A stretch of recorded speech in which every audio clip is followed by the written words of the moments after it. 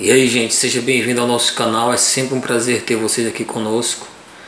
E estamos aqui para dar continuidade a um vídeo que fizemos aí há uns 2 dias atrás, 3 dias, onde nós falamos lá no livro de Gálatas, capítulo 3.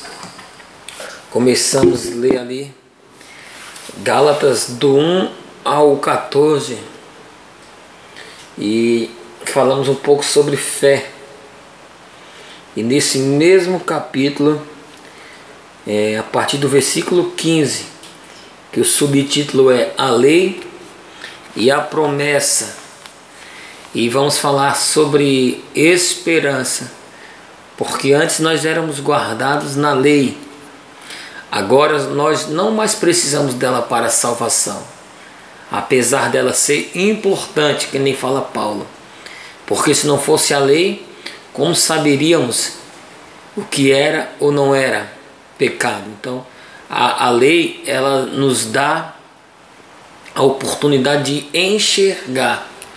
Agora, a salvação é só na graça, em Jesus Cristo. Então, peraí, vamos regular aqui. Então, galera, vamos aqui aprender um pouco sobre esperança, porque o que antes, que outrora era a lei, agora se tornou graça.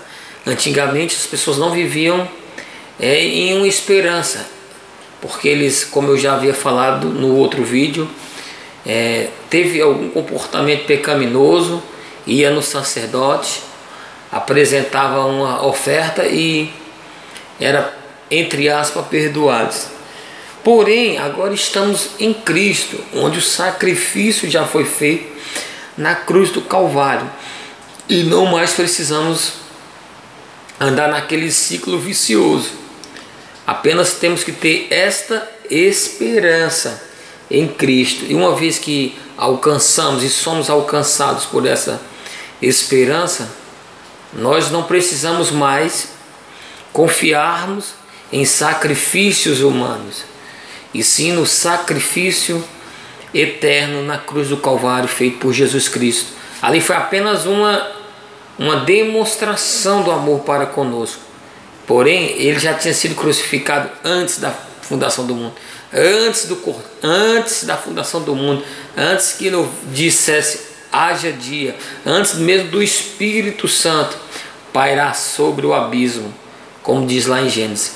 O cordeiro já tinha sido morto. Outrora eles não tinham essa consciência, não tinham o nível de informação que eu e que você tem. Hoje nós já temos informações, tudo está na palma da nossa mão. É verdade que existe algumas informações que são incoerentes, são fake news, mas existe ainda a verdade. E a verdade, quando eu falo, não é só a Bíblia, a palavra de Deus, porque se você for entendê-la apenas como a única verdade que há, ela vai dar respaldo para tudo que você imaginar, tanto para o amor como para a guerra. Então não é só a Bíblia, é o Espírito Santo em nós que nos leva a entender de uma forma espiritual, porque no contexto histórico ela não salva ninguém, ela nos dá quase não sai, nos dá um sentido histórico linear, nem às vezes tão completo.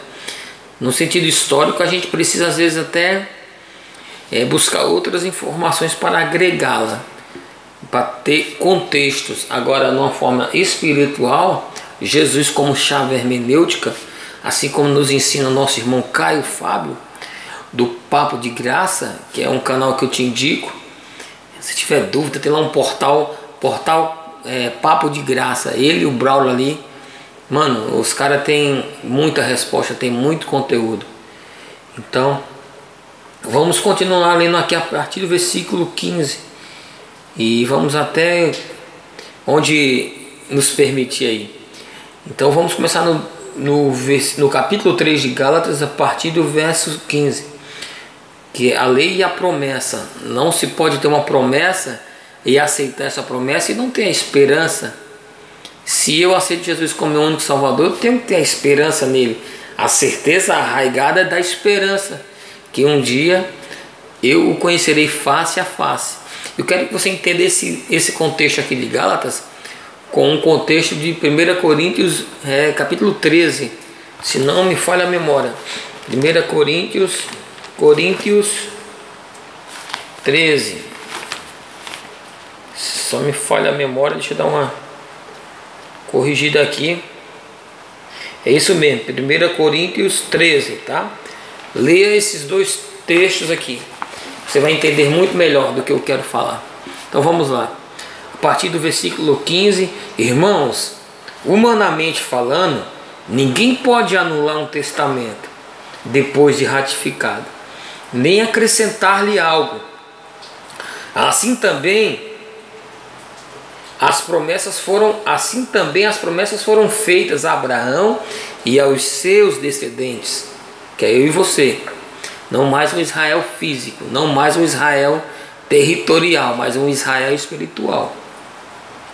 E as escrituras não diz e aos seus descendentes, como se falando de muitos, mas ao seu descendente, dando a entender que se trata de um só Cristo, isto é, Cristo, que se trata de um só, isto é, Cristo.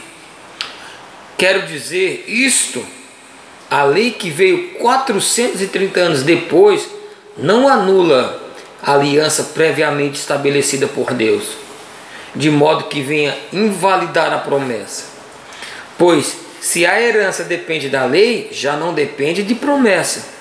Deus, porém, concedeu gratuitamente a Abraão, mediante promessa, gerou dentro do coração de Abraão uma esperança de uma promessa que através deles muitas nações, todas as nações da terra iam ser abençoadas. Qual era então o propósito da lei? É uma pergunta. Qual era então o propósito da lei? Foi acrescentada por causa das transgressões, até que viesse o descendente a quem se referia a promessa, e foi promulgada por meio de anjos, pela mão de um mediador. Ou seja, a promessa era como se fosse um tutor que nós tínhamos até que viesse o Messias, o Jesus Cristo, e viesse a morrer definitivamente aos nossos olhos. Porém, como eu já falei, já tinha sido morto antes da fundação do mundo, mas veio para demonstrar a mim e a você o amor que ele tinha para conosco. E como ele poderia garantir isso? Vindo igual eu e você, de carne e osso. Porque não, se ele viesse como um Deus, como muitos queriam, como o povo de Israel queria, um gladiador, ele viesse da sua total glória, combatendo as trevas, sem o amor, só na destruição, não era um Deus o qual a promessa tinha sido feita. Então ele venceu a morte com a vida, e ele venceu a guerra com o amor. Contudo, o mediador representa mais de um. Deus, porém, é um. Então, a lei opõe-se às promessas de Deus? É outra pergunta. Então, as leis se opõem às promessas de Deus? De maneira nenhuma. Pois se tivesse sido dada uma lei que pudesse conceder vida, certamente a justiça viria da lei. Mas a Escritura encerrou tudo debaixo do pecado, a fim de que a promessa que é feita pela fé em Jesus Cristo fosse dada aos que creem. Antes que viesse essa fé, estávamos sobre a custódia da lei, ou seja, estávamos aprendendo, estávamos nos autoconhecendo através da lei.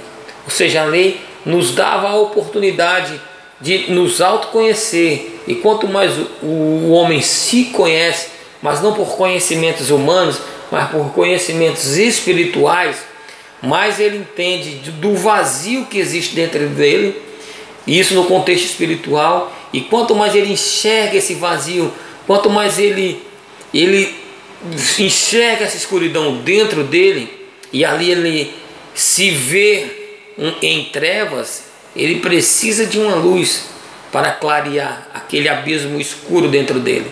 Então essa luz que é a palavra de Deus, que é o Espírito Santo, nos ilumina. Uma vez que ele nos ilumina interiormente, aí nós passamos a ver a Bíblia como a palavra de Deus. Agora, antes dessa reflexão do homem cair em si mesmo e reconhecer que ele é um ser falho e caído da natureza, e ele reconhecer que ele precisa de Jesus e aceitar Jesus dentro da sua morada, aí sim o Espírito Santo vai fazer morada dentro de você e você vai ler a Escritura, e a partir de Jesus ela vai ser a palavra de Deus. Porque se não for a partir de Jesus, vai ser apenas um livro, ok? Antes que viesse essa fé, estávamos sob a custódia da lei, nela encerrados, até que a fé que haveria de vir. Voltamos aqui, achei que tinha alguém chamado aqui na porta, mas vamos dar continuidade.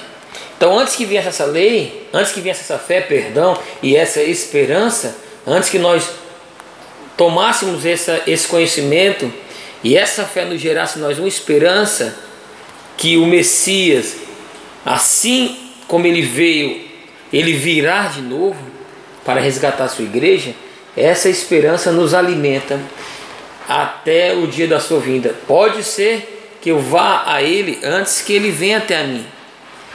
Porém, todos aqueles que permanecem aqui neste mundo caído, crendo que Jesus é o seu Salvador e o sacrifício da cruz foi o suficiente para salvar a minha vida da morte, mas não da morte física, mas da morte espiritual, eu já começo a viver o meu céu daqui.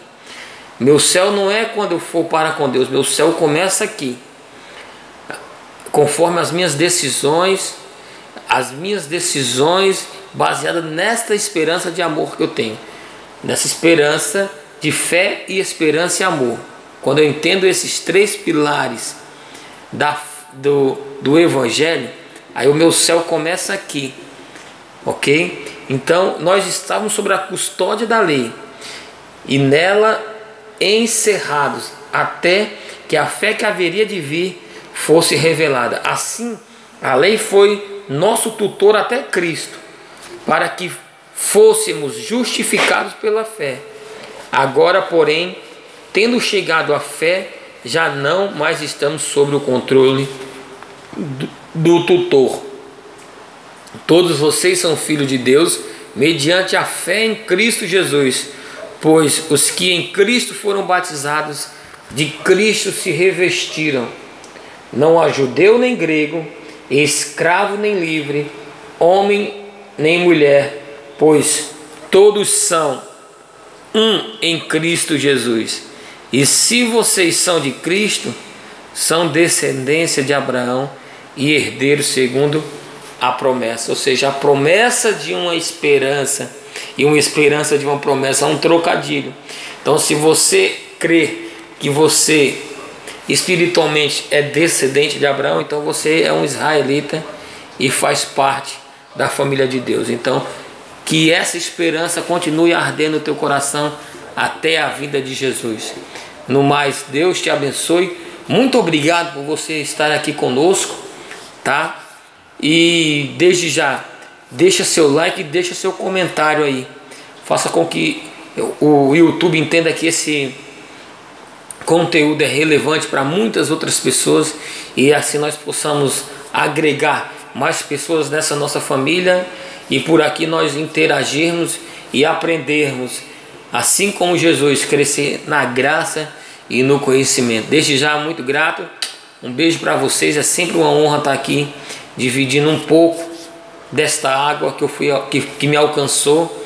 Então, que essa água que jorra de mim possa saciar as sedes e matar a fome daqueles que tanto desejam, aqueles que vivem nas trevas, tá? E muitas vezes as trevas não são nessa determinada ótica que você enxerga, não.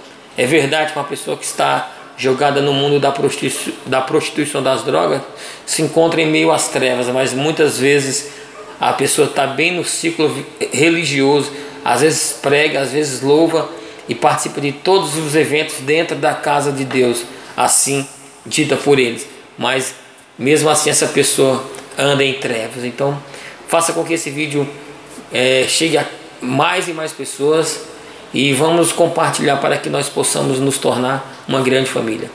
Muito obrigado, Deus abençoe e até a próxima. Fui!